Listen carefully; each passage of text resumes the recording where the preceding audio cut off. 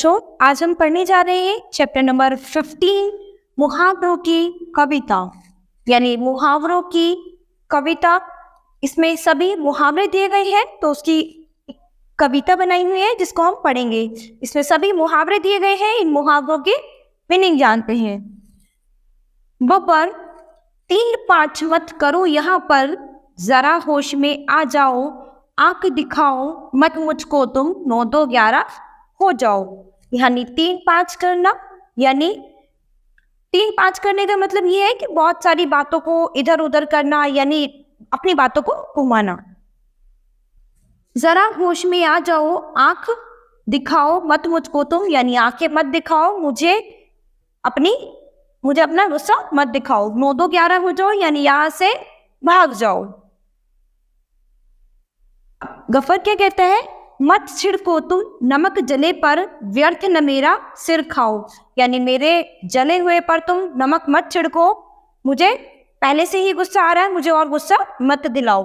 व्यर्थ में मेरा सिर मत खाओ, यानी मुझे और गुस्सा मत दिलाओ।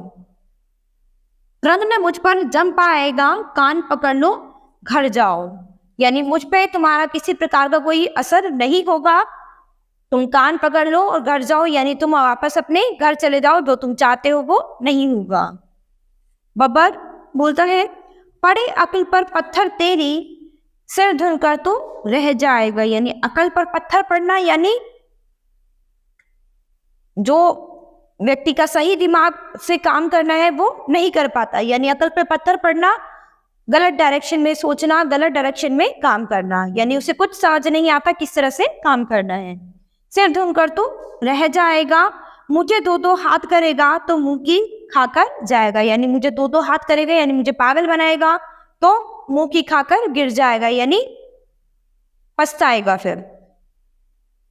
गब्बर बोलता है, जान हथेली पर रखता हूं, यह तू मैं छोड़ो। यानी जान हथेली पर रखता हूं, इसका मतलब तुम्हारे लिए सब कुछ करता हूं, तो ये तू मैं छोड़ दो।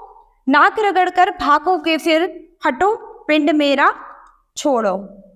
नाक रगड़ कर भागोगे फिर, यानी अपनी नाक रगड़ कर भागोगे, यानी जो कुछ भी है सब कुछ छोड़ छाड़ कर भागोगे।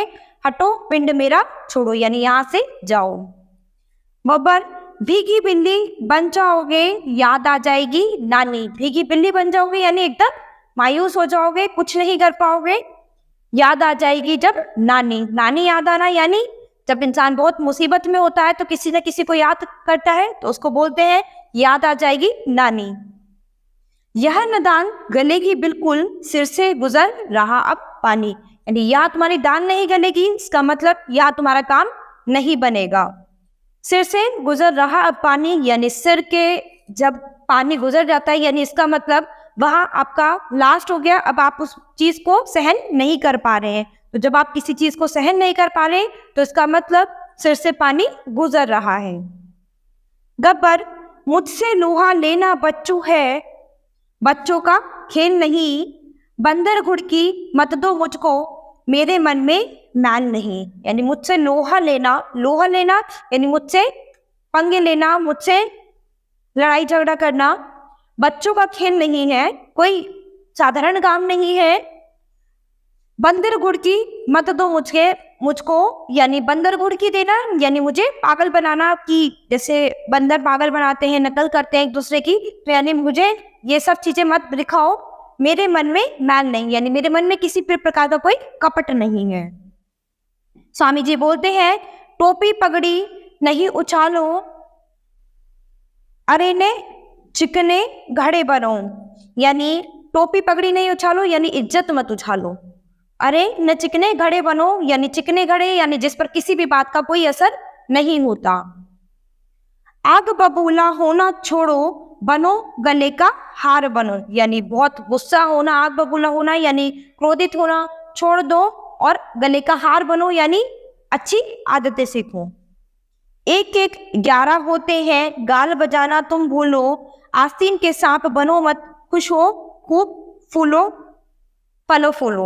यानी 1-1-11 होते हैं, यानी अगर सब मिल जाए तो एक समूह बन जाता है। 1-1-11 होने का मतलब यानी अगर सब मिलजुल कर किसी चीज को करे तो वो काम अच्छे से हो जाता है। गाल बजाना तुम भूलो, यानी इधर उधर गाल बजाना यानी इधर उधर कुछ भी करना वो सब भूल जाओ।